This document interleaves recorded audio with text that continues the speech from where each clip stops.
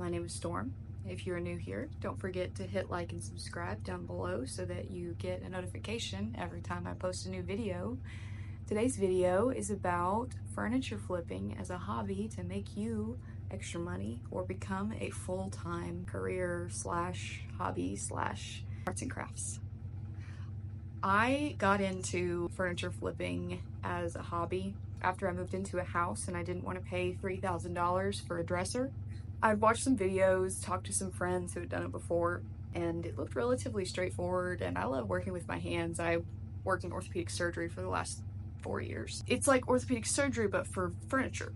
I started with a hope chest, which was a super rare find on Facebook Marketplace. That would be one of the best places to look for furniture if you want to start flipping it, especially if you're not very good at it yet, or you don't know if you're gonna like it, you don't want to spend a bunch of money on nice pieces to completely redo. You can get stuff for free on Facebook Marketplace. I'll tell you what to look for so that you don't get junk. But you'll start with getting a sander, an orbital sander. I'll include a link to the list on my Amazon page for all of the materials that I purchased. It's pretty cheap. You can definitely scale the quality for sure, depending on how much you want to get into furniture flipping, but I think that it's very environmentally conscientious as you're reusing, recycling. You are not requiring a company to create a new piece of furniture for you to go buy at a department store, use for a couple of years, and then it falls apart, you buy a new one. I am very much of the mind of, if it's broken, fix it, don't just get a new one.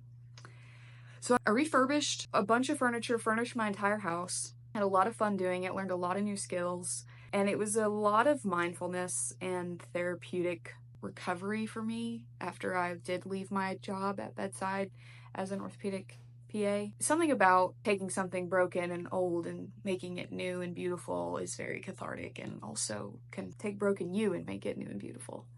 Aww. So the first video I have for you all is the hope chest. I found it on Facebook Marketplace. I bought it for $25. It is cedar with, I believe, a mahogany veneer. And a veneer is a thinly pressed layer of a high quality wood that is glued over a less valuable wood to make it look higher end. It's not the same as corkboard with the overlying fake wood. It's real wood. If you find an antique piece with an intact veneer, try to resist ripping it off because it's pretty rare. Usually you'll get a piece of furniture that's old and the veneer will be ripped off and cracked in places and torn, and you just end up taking the whole thing off. And there are some people who can make new veneer, or you can buy it and put it on there, and I've seen a lot of really cool videos of people repressing a piece of torn veneer with a really high quality rare piece of wood. For this one, I kept the veneer intact. I repaired it the best I could with some wood putty. I stained it multiple times. I did not do a very good job. This was my first piece, mind you.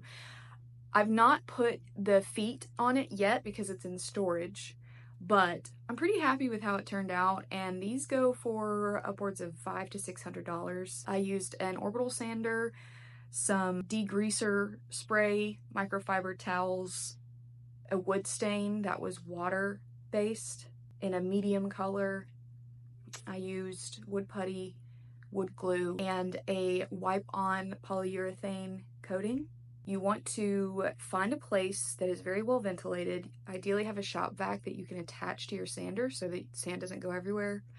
You absolutely must use a ventilator, not just a regular mask. The sand from the sander is very microscopic. You don't want to breathe that in, especially if it's an antique piece of furniture with lead paint in it. Not good. You can also buy stripping compounds, like mineral spirits is a paint stripper, but I filmed it. I've been sitting on editing it and posting it, so I'm gonna just add it to my separate playlist of arts and crafts. It's gonna be called Tempest and Thorn. That's the title of my online store where you can purchase any of these items if you like them. I'm also going to be launching an e-course on starting your own business, restoring yourself as a burnt out professional, etc. And I would welcome your feedback on what you would like to know about, what you want to see more of, and I'll see you guys in the next video.